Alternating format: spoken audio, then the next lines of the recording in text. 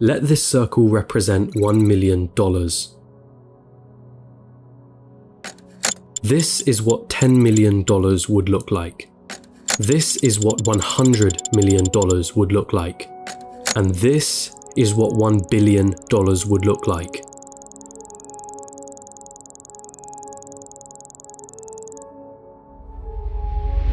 Jeff Bezos, the founder of Amazon, has a net worth of 117 times this number. And then there's you. You're probably working a job right now, one that you got from the degree that you studied for in university. You probably don't have much in savings. Your living expenses seem ridiculously high. You feel as though you're not paid enough. You have credit card debt that needs taken care of. Maybe you're a student, studying for a degree that you hope can land you a job that you hope can bring in some good money. You probably don't have any savings, only a pesky student debt hanging above your head. Wealth? Getting rich? That all seems like a distant dream. How did they do it, you ask yourself? Seeing all those millionaires, billionaires, especially the ones who got there at such a young age, it baffles you, it makes you angry. They got lucky. They were born into wealth. They cheated their way to the top. That money doesn't make them happy. Money is evil anyway. I'm not smart enough. I'm just unlucky. Those dreams you had of buying that mansion, your favorite sports car, paying off your mortgage, traveling around the world, they'll forever remain that way. Just dreams. Nothing more. Nothing less. You come to the harsh realization, it's a rigged game. It's been a rigged game from the start. And you're on the losing side of it. But what if I told you you were wrong? What if there was a way of getting there? An actual equation to wealth, a science behind the way money works. What if you didn't have to abandon those dreams of paying off your parents' mortgage or traveling around the world? Would you call me a liar for saying so? I promise that I'm not, and by the end of this video you'll understand. There's a side to the coin that you're not being shown. But I warn you, the road is tough. It's filled with struggle. It's filled with ups and downs. It will mean swallowing some difficult truths that the school system and society haven't told you yet. And let me be clear, there are many of you who will not make it to the end of this road. But for those of you that do, at the end of this road lies wealth beyond what you thought you could attain. At the end of that road lies the freedom of never having to worry about money again. So, are you with me?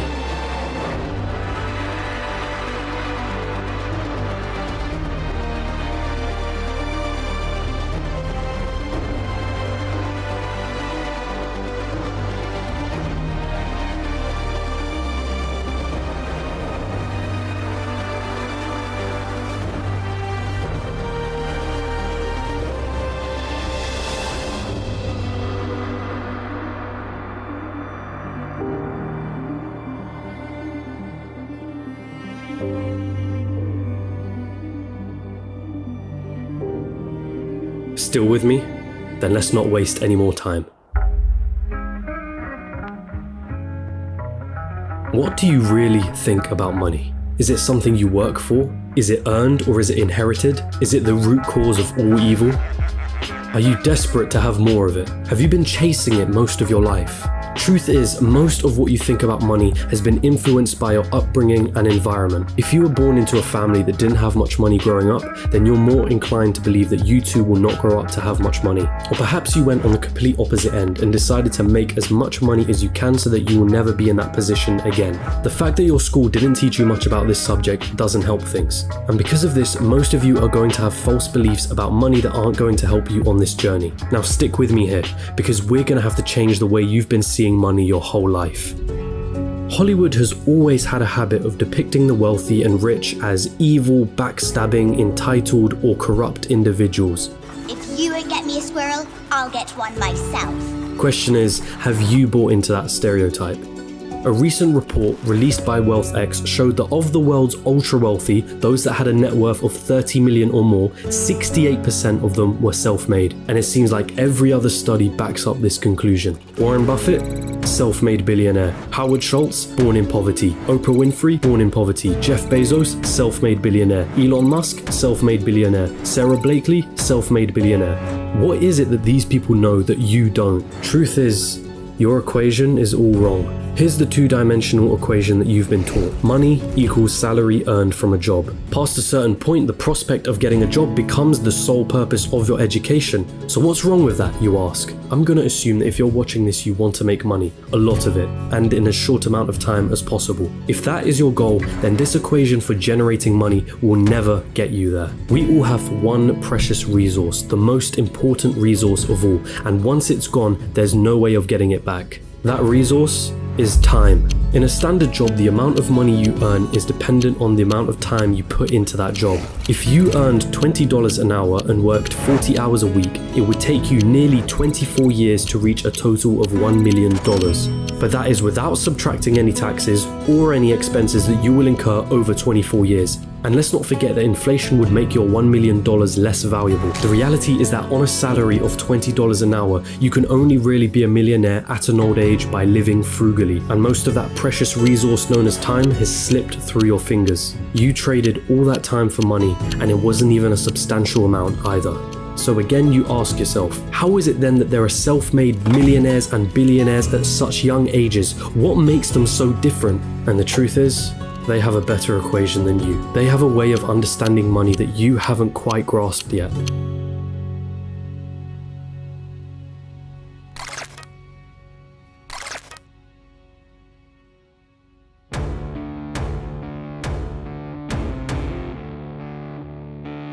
Pay very close attention now. Stop chasing money.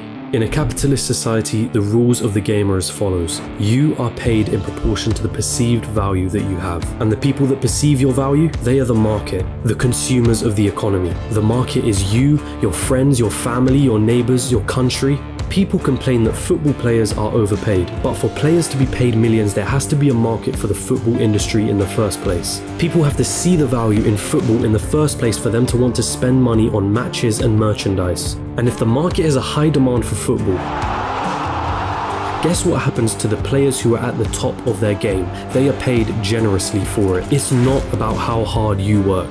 The cleaner that's sweating and tiring himself out every day is paid far less than the accountant sitting behind a desk. Why? Because the market perceives the value of what the cleaner does to be far less than the accountant. As harsh as it may sound, the cleaner can be replaced by anybody. It isn't difficult to learn how to do his job, and therefore the market will not pay him more than the accountant, the guy who spent years studying numbers, the guy who has saved his clients thousands on their taxes. But even so, we just discussed how getting a job isn't the right equation to amassing a great amount of wealth in a shorter period of time. So then how can we increase our perceived value? What is it about people like Elon Musk or Jeff Bezos that makes their perceived value so high? The first step to this equation of wealth is quite simple. If you want money, solve problems. If you take a second to digest this statement, you'll realize that just about all money runs from this basic premise. If it solves a problem, money will be thrown at it. If it's $1 million problem, then the solution will make you millions. If it's $1 billion problem, then the solution will make you billions. Think about all the problems that a site like Amazon solves. The hassle of going to a store, the hassle of having to wait weeks for a delivery, cheaper prices, and so on. Not to mention all the other companies that Amazon owns and the problems that those companies solve. Jeff Bezos helped solve $1 billion problem and was rewarded favorably for doing so. I see what you did. If you've been chasing money, then you've been doing it all wrong. It sounds almost paradoxical, but if you want money, it isn't money that you should be looking for. You should be looking for problems, and more importantly, solutions to those problems. And once you've found that solution, make a business around it. Wait, so that's it? Just solve problems and money will appear? So I'm gonna have to create the next Amazon for me to be rich, or the next Facebook or Google? You've gotta be kidding me, right? I don't even know how to code. I don't even have the money to start something of that scale. Hold on. You're once more going into old patterns of thinking. Start with a problem. Always start with a problem. Listen to the market around you. What are people saying they don't like? What are people saying they wish existed? What are people saying frustrates them? What do people think is incredibly inconvenient? Is that a problem that you can solve? And also, is it a problem that is worth solving?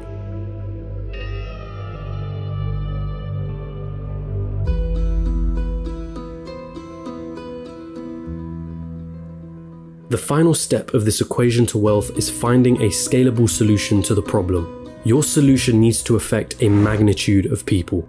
Starting a restaurant? That's not scalable. You're constrained to the local area and the footfall of that area. But a franchise? Now that's more scalable. Is your solution a piece of software? Then that means once that software has been built, you can scale it infinitely online without needing to worry about things like production or shipping costs, as it's all done virtually. Good luck finding infinite scale with a job. But be careful, does your solution require your time to generate money? Let's say you were a yoga teacher that charged $100 per hour. Congratulations, you only made yourself another job disguised as a business. There's only a certain amount of lessons that you can feasibly do in one day, and therefore your income is time bound. But if you created an online yoga class that ran 24/7 with lessons you only had to create once, now that is scalable. Scaling your solution is critical here, so do not get lost on this point. Automation also plays an important role. Systems and processes will keep your business running like a smooth machine if implemented properly. If there is something in your business that you can outsource to somebody else or hire an employee to do it for you, assuming it financially makes sense for you to do so,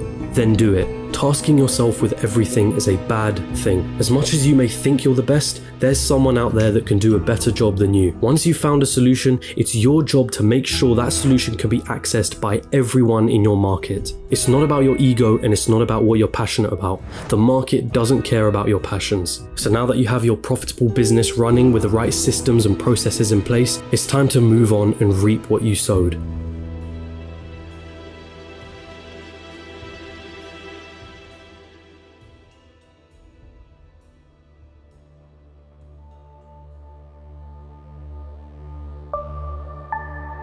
There are two likely paths you're going to face at this point. You either continue your business or cash in and sell it. This is the acquisition, the moment someone buys the solution that you spent years building a business around.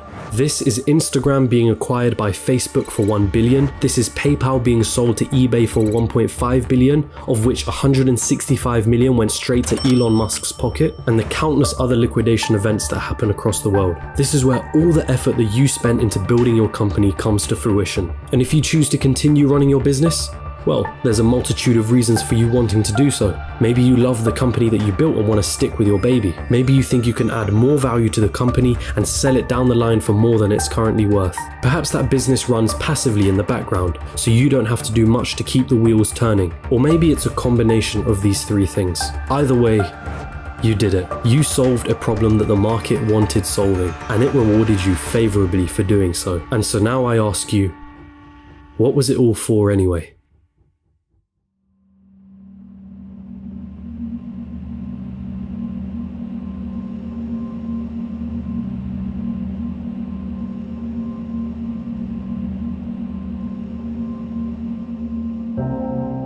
For most of you, it was never about the money. Money is just a piece of paper, a number on a screen. Its value is only backed up by our belief in its value. From the very start, this was never about the money. Paying off the mortgage, buying your dream car, traveling around the world, never having to worry about your financial situation, it's the freedom that you were looking for. Your destination wasn't anything monetary related. It was a feeling, a sensation, the ability to do what you want whenever you wanted without ever having to cast a thought towards, can I afford this? Have I used up all my holidays for the year? How am I going to pay the rent? Will I be able to live off my pension? What dreams will I have to sacrifice because I can't afford to pursue them? The most important lesson from this video was never about the nature of money. It was about the one valuable resource that we all have, the one resource we will never be able to reclaim: time. Is giving up a large chunk of your time towards a job that you probably don't like worth it? Is your life settled on working, coming home, watching the telly, sleeping, waking up the next day, and repeating the same cycle till you retire? How many more hours of your life do you let slip through because of this pattern? Or perhaps you're fine with that reality. Perhaps you have no other choice but to follow that path for the time being. And if that's the case, there's nothing to worry about. The most you got from this video was a little entertainment and maybe a change in perspective. But there are those of you that understand the other side. Those of you that have the desire to never need to worry about money ever again. And so I feel the need to remind you, stop chasing money. Chase problems and find the solution to those problems. This is the equation through which all money is found. If you desire liberty through never needing to worry about money ever again, then let solving problems be the meaningful struggle in your life. Does it mean you'll be happy at the end of the road? Does it mean you'll feel fulfilled? Only you can answer that question.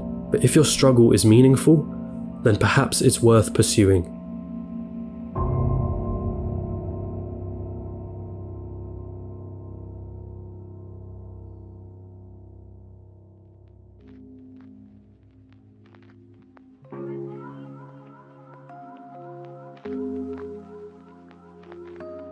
And there it is, your equation to wealth. Of course, I missed out on a lot of intricacies in this video. The topics of business, money, entrepreneurship are far too vast for me to cover in a single video like this. But if you do want to get started on this journey, I do recommend you read the works of MJ DeMarco, who heavily inspired me to create this video. And it's also important to come back to an original point that I made at the start of this, which is that most people will not succeed for various reasons. But the most important part is failing fast, and moving on to the next thing. And if you're out there doing something that isn't strictly related to a business, but you want it to make money, then asking yourself the question of what problems am I solving could lead you to find ways of better monetizing whatever it is that you're doing. And that also includes a job and a career. If you can solve more problems and find more solutions at your place of employment, you have something that you can use to leverage a higher salary. But I will end this all on the same message that I have repeated numerous times in this video. Stop chasing money and start chasing solutions to problems.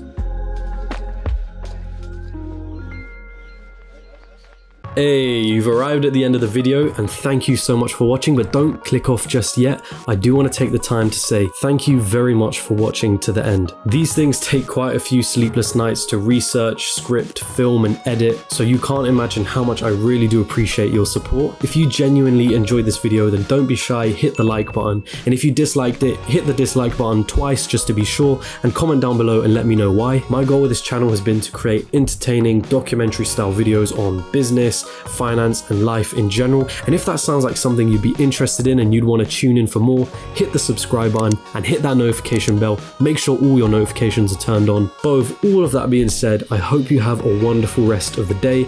As per usual, my friends, hand to head, salute.